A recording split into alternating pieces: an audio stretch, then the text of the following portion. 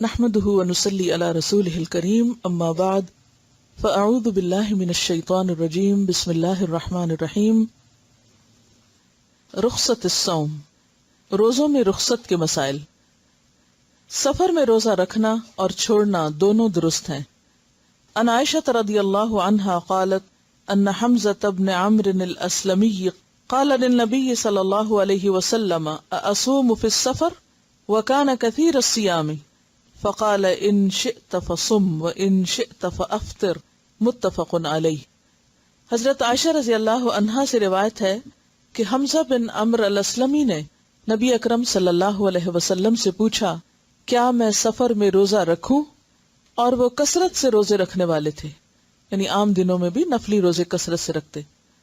نبی اکرم صلی اللہ علیہ وسلم نے فرمایا اگر چاہے تو رکھ، چاہے نہ رکھ.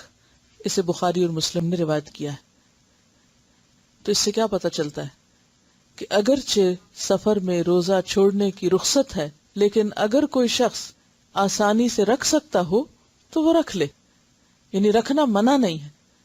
چھوڑنے کی اجازت ہے لیکن رکھنا منع نہیں ہے، الا یہ کہ رکھنے سے انسان کی مشقت بڑھ جائے. عن ابی سعید الخدری قال غزونا مع رسول اللہ صلی اللہ علیہ وسلم لست عشرة مضت من رمضان فمنا من صام ومنا من افطر فلم يعب الصائم على المفطر ولا المفطر على الصائم. رواہ مسلم. حضرت ابو سعید خدری رضی اللہ عنہ سے روایت ہے کہ ہم 16ویں روزے نبی اکرم صلی اللہ علیہ وسلم کے ساتھ جہاد کے لیے نکلے.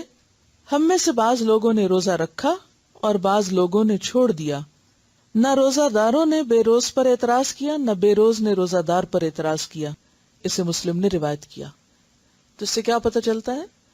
چونکہ سفر میں روزے کے چھوڑنے کی اجازت ہے، اس لیے ایک سفر میں جبکہ صحابہ آپ صلی اللہ علیہ وسلم کے ساتھ تھے، بعض نے روزہ رکھا اور بعض نے نہیں، تو کسی نے بھی دوسرے کو حقیر نہیں جانا اور اس پر اعتراض نہیں کیا، اور کسی نے بھی دوسرے کے بارے میں کوئی ایسا کمنٹ نہیں دیا. ہمارے ہاں کیا ہوتا ہے عام طور پر، اگر ایک معاملے میں دو لوگوں کی رائے مختلف ہو تو وہ ایک دوسرے کو معاف نہیں کرتے. ہر ایک کیا سمجھتا ہے کہ وہ زیادہ بہتر ہے، وہ زیادہ درست ہے، وہ زیادہ صحیح کام کر رہا ہے، اور دوسرا اس سے کم درجے کا ہے.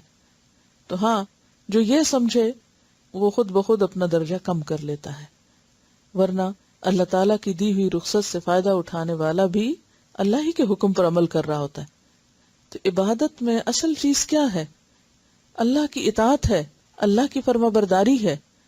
کسی چیز کو ایک طریقے پہ کرنا اور دوسرے طریقے پہ کرنا، اگر اس کی مرضی اور دلیل کے ساتھ ہو تو دونوں ہی درست ہو جاتے ہیں.